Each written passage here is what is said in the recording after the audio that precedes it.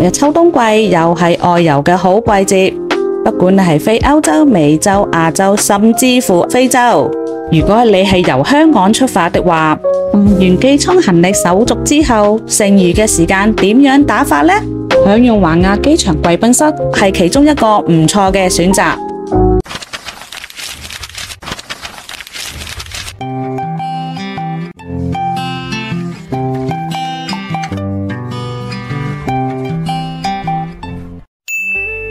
訂閱、點讚、留言或者將影片 share 出去都可以支持鼎泰豐。香港機場一共有3個華亞機場貴賓室，全部都係響 T1 嘅離境大堂，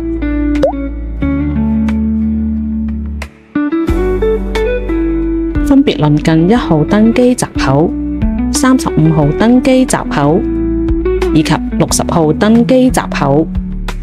以上3個華亞機場貴賓室不單止開放時間不同，所提供嘅服務亦都有異。近1號登機閘口嘅貴賓室24小時開放，提供嘅服務亦係最多。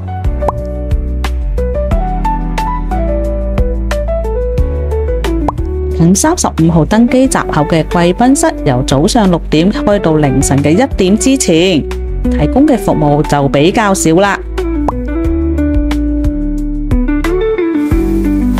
而我選用嘅近60號登機閘口嘅貴賓室24小時開放，所提供嘅服務包括充電設施、航班資訊、餐飲服務、舒適座位、淋浴設施、素食選擇以及無線網絡。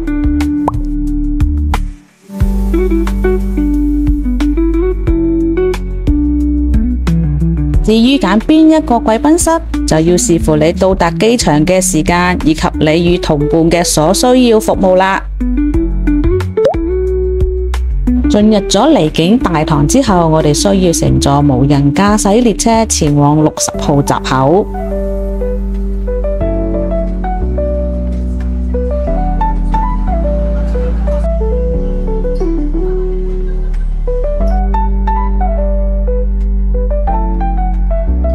跟隨指示牌，再轉升降機就可以到達啦。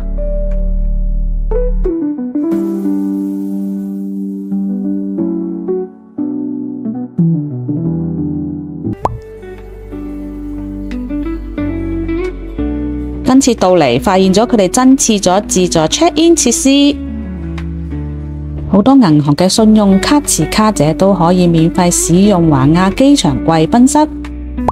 就例如中銀香港、花旗銀行以及匯豐銀行。以上資料只供參考之用，詳情可與你發卡銀行查詢。我選用60號登機閘口嘅貴賓室，原因之一就係佢嘅設計可以採納大量嘅自然光之外，亦都可以飽覽停機坪嘅美景。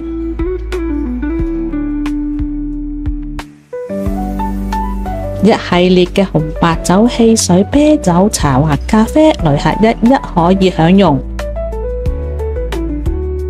佢哋嘅招牌港式魚蛋河粉配以秘製 XO 醬，當然就係要試啦。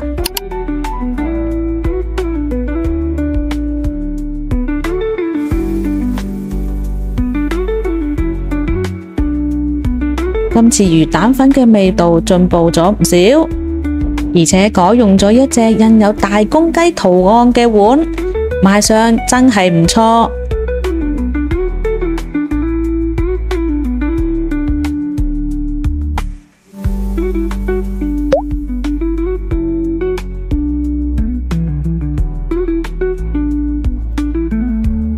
不如帶大家去睇睇素食者有乜嘢可以選擇。呢邊係沙律區。除咗有鮮菜沙律，亦有提子乾同埋原隻水果、素菜春卷、麵包有3款，我就揀咗呢款啦。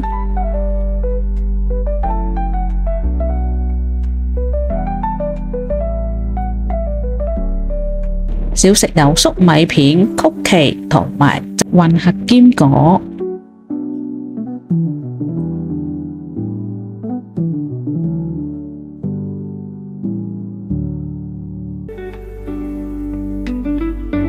亦都供應其他東南亞嘅口味食物，例如呢款韓式辣味雜菜長通粉。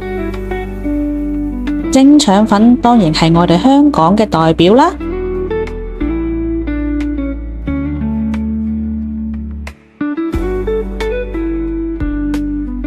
亦有做得非常唔錯嘅咖喱雞。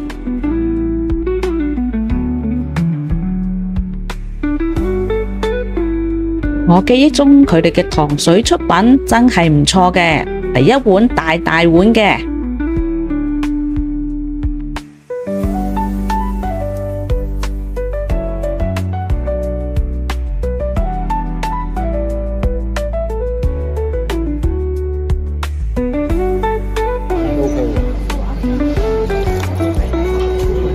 西米腐竹糖水真係，我諗起嗰陣時過年嗰個蓮子杏仁茶，嗰個叫咩？唔係蓮子杏仁茶，嗰個咩桑寄生糖水係啊。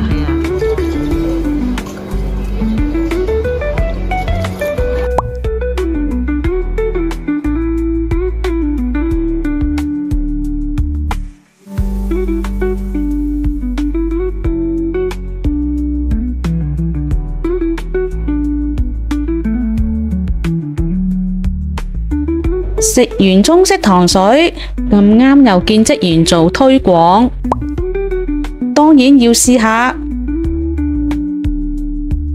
杜拜朱古力港式奶茶，每個味道都嚟一球。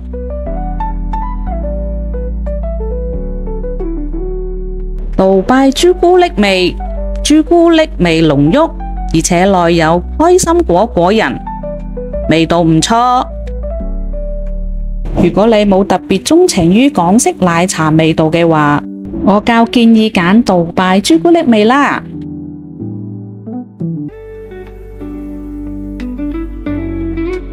可能係長假期之故，今日機場大部分航班都 delay 啊，當然包括我哋飛清邁嗰班啦，所以食多一彎都冇問題。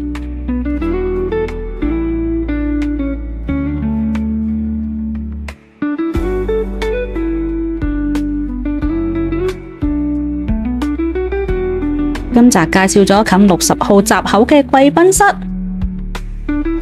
以及部分可以免費使用華亞機場貴賓室嘅信用卡。如果今集能夠幫助你更好計劃下一次嘅行程，歡迎俾個 like 啊！當然亦都歡迎你訂閱我哋嘅頻道。